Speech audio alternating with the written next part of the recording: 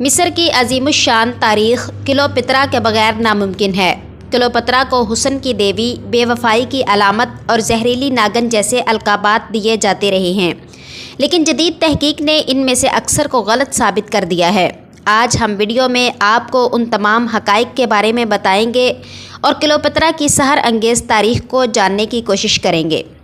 ناظرین، کلیوپاترا کو اس جہان سے گزرے 2000 سال سے بھی زیادہ کا عرصہ گزر چکا ہے۔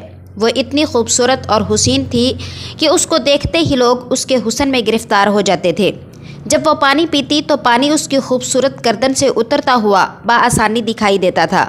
کہا جاتا ہے کہ وہ مختلف جانوروں کے دودھ سے نہایا کرتی تھی۔ مصریوں کے مطابق وہ حسن کی دیوی تھی جو کلیوپاترا کے روپ میں اس دنیا میں ظاہر ہوئی تھی۔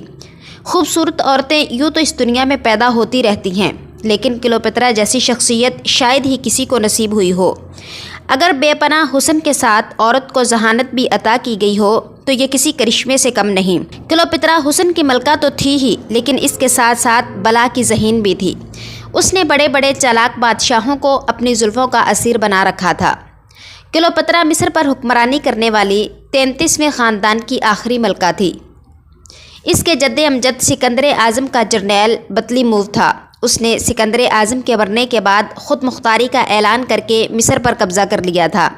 اس خاندان نے مصر پر 300 سال حکومت کی۔ 57 قبل مسیح میں جب کلیوپاترا کے باپ کا انتقال ہوا تو کلیوپاترا اس وقت صرف 17 سال کی تھی۔ مصر کے رواج اور روایت کے مطابق خاندان کی بڑی لڑکی تخت کی وارث بن سکتی تھی، لیکن اس کے لیے اس کو اپنے چھوٹے بھائی سے شادی کرنی پڑی۔ لہٰذا کلیوپاترا نے اپنے 12 سالہ بھائی سے شادی کی اور اس طرح یہ دونوں مصر میں تخت نشین ہوئے۔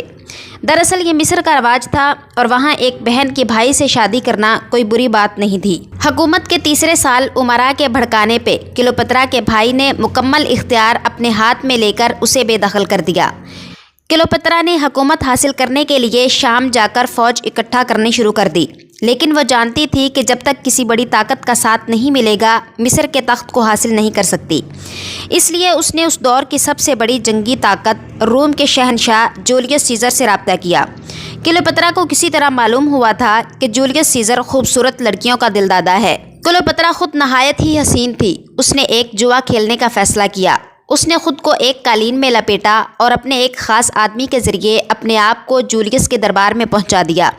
ایسا عین ممکن تھا کہ جولیس اسے پکڑ کر اس کے بھائی کے حوالے کر دیتا اور وہ اسے قتل کر دیتا، لیکن کلیوپاترا کو اپنے حسن اور جولیس کی حسن پرستی پہ اتنا اعتماد تھا کہ اس نے یہ اپنا آخری پتہ کھیلنے کا بھی ارادہ کر لیا۔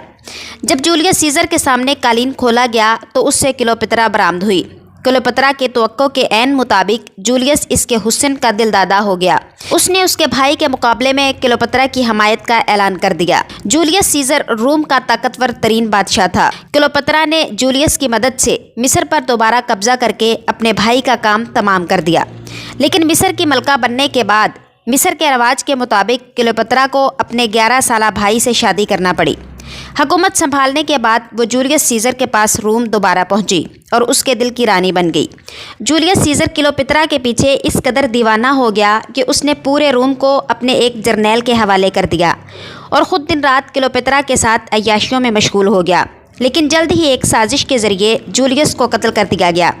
اس کے بعد کلیوپاترا مصر واپس لوٹ گئی۔ کہا جاتا ہے کہ مصر واپس پہنچنے کے بعد اس نے اپنے بھائی کو بھی زہر دے کر مروا دیا۔ جولیس سیزر کے بعد روم میں خانہ جنگی شروع ہو گئی۔ سیزر کا قریبی دوست اینتھونی دعوے دار کی حیثیت سے سامنے آیا۔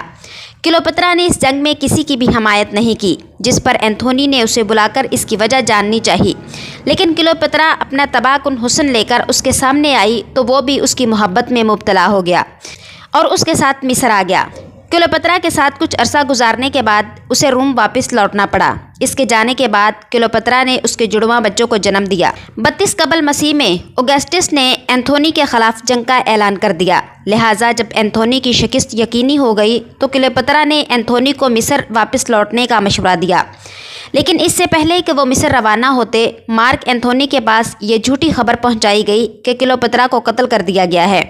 دل شکستہ ہو کر اینتھونی نے خودکشی کر لی۔ اوگسٹس روم کی طرف ایک عظیم فوج لے کر بڑھ رہا تھا۔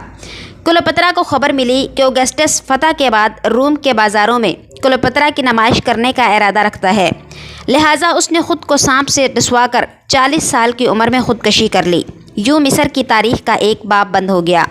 क्लियोपेत्रा अपनी हंगामा खेज़ ज़िंदगी की बदौलत न सिर्फ तारीख़ की किताबों में हमेशा के लिए ज़िंदा व जावेद हो गई, बल्कि क्लियोपेत्रा ने अपने आप को ज़िंदगी में अजीब व गरीब, सहर अंगेज़ मलका और हवस की पुजारन के तौर पर पेश किया, जिसने इक़्तिदार हासिल करने के लिए अपने हुस्न का इस्तेमाल किया था। उसकी साजिश से बहुत सी सल्तनतें ज़वाल पजीर हुईं और बहुत से बेगुनाह लोग मारे गए। क्लियोपेत्रा को कई मुसन्निफीन ने अपनी तख्लीकात का हिस्सा बनाया और शेक्सपियर जैसे मुसन्निफीन ने क्लियोपेत्रा पर ड्रामे लिखे और इस पे मशहूर फिल्में भी बनाई गई।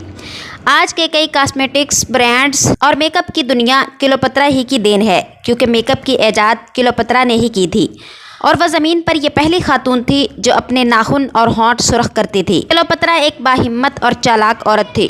अगर जूलियस ना मरता तो करीब करीब पूरे रोम को वो अपने कब्ज़े में ले चुकी थी, जो बड़े बड़े जानबाज नहीं कर पाए थे।